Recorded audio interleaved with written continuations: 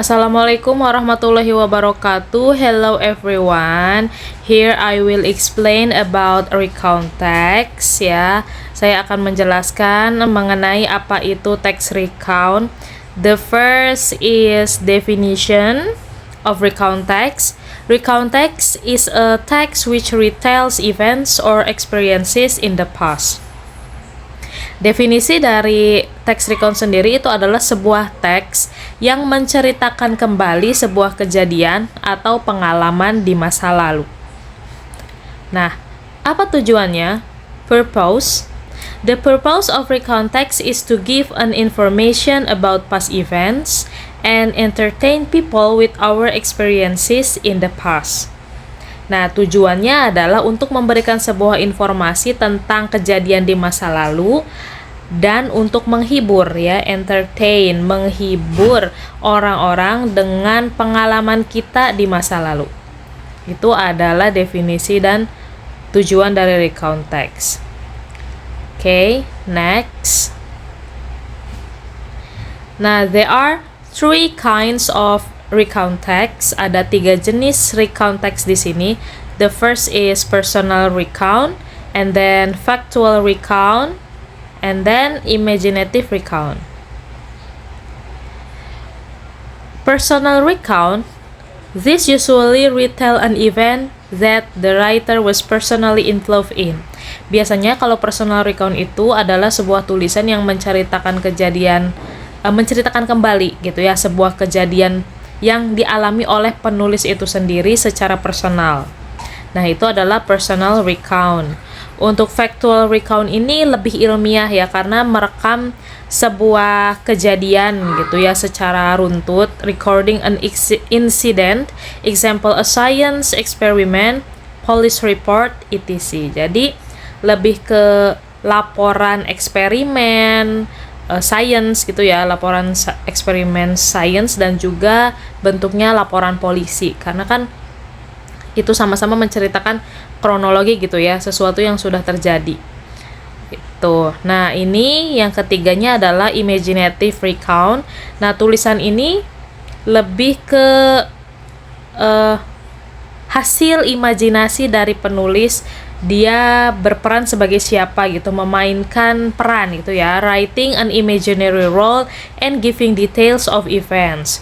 Example, life in war. Nah, ini contohnya ya. Oke, lanjut ya. Nah, untuk struktur dari recount text ini ada 3 ya. There are 3 structure of recount text. The first is orientation, the second is events, and the third is reorientation.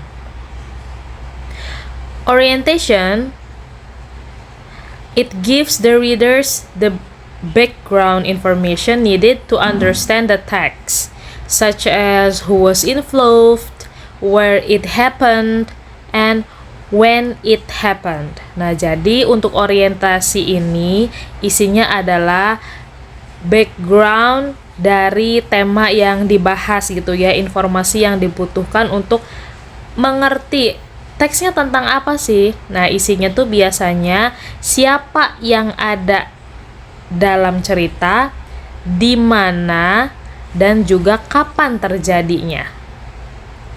Tuh ya. Itu orientasi. Biasanya orientation ini ada di paragraf pertama dari recount text. Nah, and then the second, events, yang kedua ya.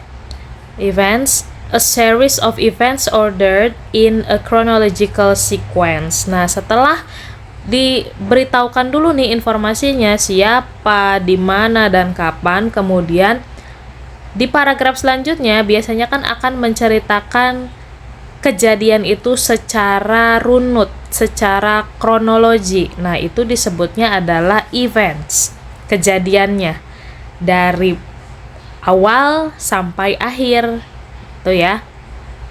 Nah, yang terakhir adalah reorientation, a personal comment about the event or what happened in the end. Nah, ini reorientation itu biasanya ada di paragraf paling terakhir dari recount text, yang isinya adalah komentar atau kesan dari penulis tentang kejadian tersebut, atau apa sih yang terjadi di akhir cerita ini gitu ya. Nah, itu adalah reorientation. Oke, next kita lanjut ke language features atau unsur kebahasaan yang digunakan pada recount text. Yang pertama adalah using simple past tense, karena recount text ini menceritakan kembali kejadian di masa lalu. Jadi tenses yang digunakan adalah simple past tense. Semua kata kerjanya itu lampau ya. Kata kerjanya itu menggunakan kata kerja kedua, verb 2. Nah, yang kedua, using temporal sequence such as before, after, when, during. Nah, ini jadi menggunakan kata hubung ya, seperti sebelumnya, sesudah, ketika, ya, selama gitu ya. Ada di sini. Jadi kata hubung kronologi gitu ya, urutan sequence. Nah, yang ketiga, focus on a specific participant, I or we. Nah, biasanya subjeknya yang ditulis itu menggunakan I atau we, atau specific participant itu siapa aja yang ada di teks pelakunya gitu. Nah, kemudian using the conjunction, menggunakan kata hubung time, waktu ya. Jadi ada keterangan waktunya, biasanya keterangan waktu lampau itu kan bisa last year, last month, kemudian 2 years ago, ya 2 tahun yang lalu, atau yesterday, kemarin. Pokoknya waktunya itu waktu-waktu yang lampau. The next is using an action verb, example went, stayed. Nah, menggunakan kata kerja aksi gitu ya, kata kerja yang aktif seperti pergi, tinggal gitu ya. Semua kata kerja action itu yang dilakukan gitu ya, yang dilakukan, melakukan sesuatu. Dan yang terakhir adalah the passive voice may be used. Jadi bisa saja menggunakan kata kerja pasif gitu ya untuk recount text. Oke. Ini adalah contoh dari recount text ya. Ada 3 paragraf di sini. Saya sudah urutkan. Ini paragraf pertama ini adalah orientation, yang isinya memperkenalkan siapa, di mana, dan kapan kejadiannya. Kemudian yang kedua ini adalah events, karena nanti akan menceritakan dari awal sampai akhir cerita. Dan yang ketiga ini adalah reorientation, karena di sini akan menceritakan kesan dari cerita atau ending gitu. Kita baca dulu ya teksnya. Paragraf pertama dulu. A badminton tournament is one of my favorite sporting events. Indonesians always look forward to this moment, especially when the men's doubles match against China comes around. As a badminton lover, I really want to see badminton players on the field. So far, we've only been staring at the screen. Last month, my sister and I went to Istora Gelora Bung Karno. We were so excited to watch the tournament. We bought ticket online. Nah, di sini diceritakan ya siapa saja, yaitu dia si penulis dan juga sister, saudara perempuannya. Waktunya kapan? Di sini ada keterangannya adalah last month. Ya, last month berarti bulan lalu. Nah, apa sih yang terjadi? Yang terjadi adalah mereka itu menonton badminton turnamen gitu ya, turnamen bulu tangkis. Nah, di Gelora Bung Karno. Nah, kemudian sekarang ke paragraf kedua.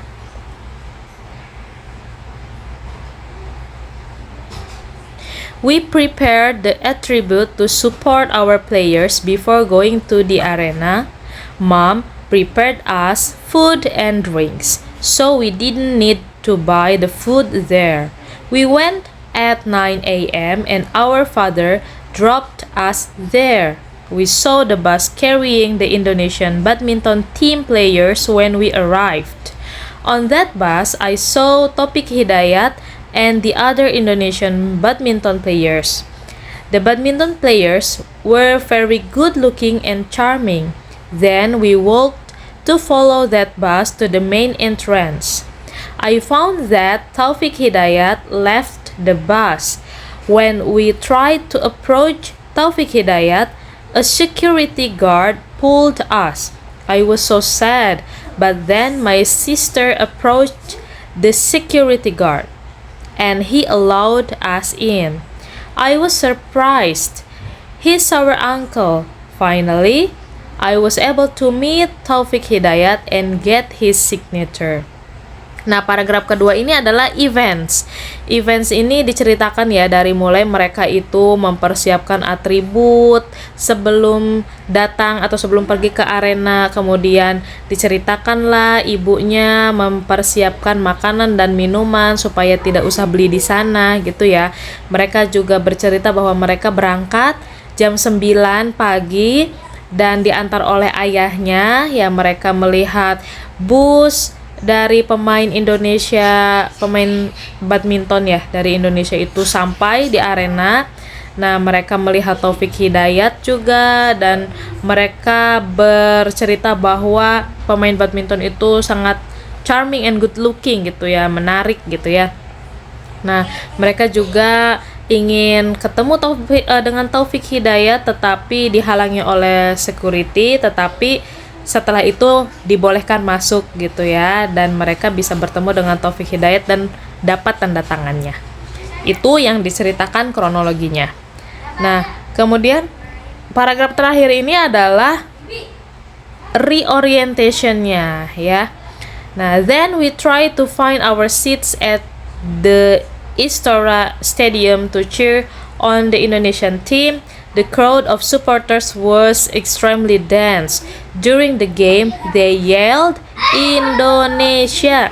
It gave me goosebumps. We felt lucky to be able to watch the tournament live. Nah, ini menceritakan kesan mereka datang ke sana gitu ya, bahwa mereka itu sangat lucky gitu ya, sangat beruntung bisa menonton turnamennya secara langsung.